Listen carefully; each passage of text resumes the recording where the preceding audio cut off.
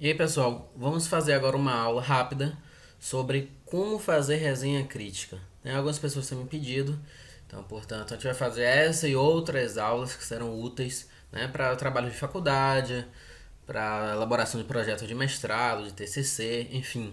Vamos falar agora sobre como fazer resenha crítica. A resenha, que é um resumo crítico, ela não é apenas um resumo informativo ou indicativo. Em outra videoaula a gente vai falar sobre tipos de resumo, né? Vocês vão ver que realmente existe um resumo informativo, um resumo indicativo, mas a resenha ela não vai ser esses resumos, pelo contrário, ela vai ser um resumo crítico, então ela não vai ser apenas o resumo informativo ou indicativo. A resenha ela pede, portanto, um elemento importante de interpretação. E é isso que basicamente vai diferenciar os resumos informativo e indicativo da resenha crítica.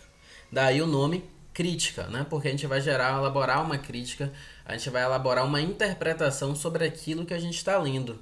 Então a gente não vai apenas colocar a vida do autor, vamos colocar a nossa interpretação com o conhecimento que temos do mundo sobre esse texto e elaborar então, portanto, a resenha. Antes de começar a escrever seu resumo crítico ou sua resenha crítica, é importante que você se certifique de ter feito uma boa leitura do texto. Obviamente, é impossível fazer uma boa resenha crítica sem uma boa leitura e releitura do texto. Mas é importante que a gente identifique alguns pontos. Esses 4 pontos, né, que a gente identificou, é importante que vocês tenham ele, anotem esses pontos. É preciso que vocês tenham isso de forma bem clara na mente para fazer a resenha. Então, qual o tema tratado pelo autor? Então, qual a temática principal que o autor aborda no seu texto? Qual o problema que ele coloca? Qual a posição definida pelo autor com relação a esse problema? Então, ele elenca um problema e ele defende uma posição. E quais os argumentos centrais e complementares utilizados pelo autor para definir sua posição? Então, ele vai começar com elementos centrais. Os argumentos dele serão esses diante da posição defendida por ele perante o problema que ele colocou. E ele vai colocar também argumentos secundários, argumentos complementares. Mas é importante que a gente identifique esses argumentos. É importante que a gente identifique esses 4 pontos principais depois da gente fazer a leitura e releitura do texto, para a partir daí, agora, a gente começar a fazer a resenha crítica. Para se fazer uma resenha crítica, você ainda falta a crítica, ou seja, a crítica vai ser a sua análise sobre o texto. Mas o que é essa análise? Em síntese, essa análise é a capacidade de você relacionar esses elementos do texto lidos e que você elencou com outros textos. Então, diante de leituras prévias, como é que você pode, o que é que você pode relacionar dentro do que você já conhece, dentro do que você já leu, com esse texto que você está lendo? Então, você vai relacionar elementos de outros textos, de outros autores, outras ideias sobre o tema em questão, que sejam ideias semelhantes ou não, e é preciso então que você contextualize com o que você está lendo. Isso vai levar, portanto, a informações sobre o autor, outras obras do autor e sua relação com outros autores. Será que ele conversa bem com autores contemporâneos, com autores do passado, ou cada autor defende uma posição distinta? Elementos para contribuir para um debate acerca do tema em questão e condições de escrever um texto coerente e com organicidade.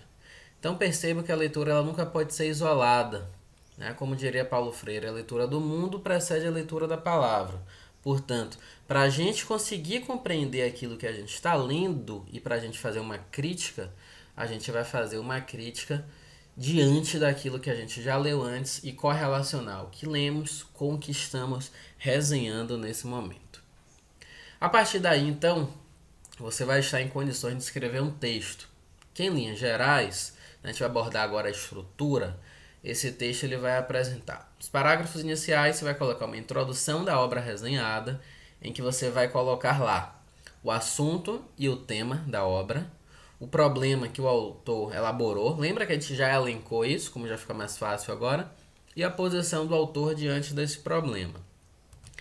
Depois, no desenvolvimento, vamos apresentar então a apresentação do conteúdo, em que a gente vai enfatizar as ideias centrais do texto e os argumentos e ideias secundárias que o autor colocou para defender a sua posição diante do problema que ele levantou.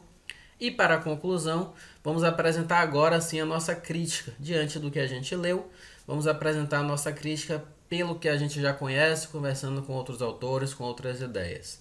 Então vamos colocar uma avaliação das ideias do autor frente a outros textos e autores, e vamos fazer uma avaliação da qualidade do texto quanto à sua coerência, validade, originalidade, profundidade e alcance.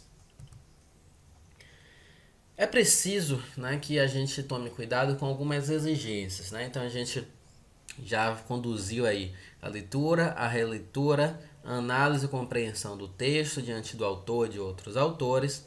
Abordamos, né, os aspectos estruturais do texto, mas temos duas exigências. A primeira delas é a exigência de conteúdo. Toda resenha deve conter uma síntese, um resumo do texto resenhado com a apresentação das ideias principais do autor. Toda resenha ela deve conter uma análise aprofundada de pelo menos um ponto relevante do texto, escolhido por você. Então você vai elencar os pontos que o texto elabora, escolhe o ponto mais importante que você julga mais importante e faz uma análise mais profunda desse ponto. E toda resenha ela deve conter um julgamento do texto, feito a partir da análise empreendida, né, no item acima. Então você elenca esse ponto mais importante, você aprofunda o ponto mais importante e você vai fazer um julgamento desse ponto mais importante que você elencou, né? Então você vai fazer uma análise a partir disso do que você percebeu como sendo mais importante. Uma outra exigência é a exigência de forma. A resenha ela deve ser pequena, ocupando geralmente até 2 laudas, mas isso vai ficar muito por conta também do professor que elabora o trabalho, que exige o trabalho, enfim.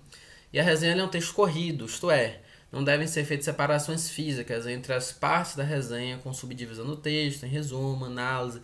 Aquela estrutura que nós vimos é apenas uma estrutura para você se orientar, mas você não vai fazer uma diferença, você não vai fazer uma estruturação na resenha, você vai fazer um texto corrido. Então, portanto, essa é a exigência que é mais simples, inclusive, já que você vai fazer um texto corrido. E a resenha ela deve sempre indicar a obra que está sendo resenhada, obviamente. Você deve colocar a referência da obra que a gente está resenhando. Ok? Então, nós falamos sobre resenha crítica. Veja como foi simples, fácil.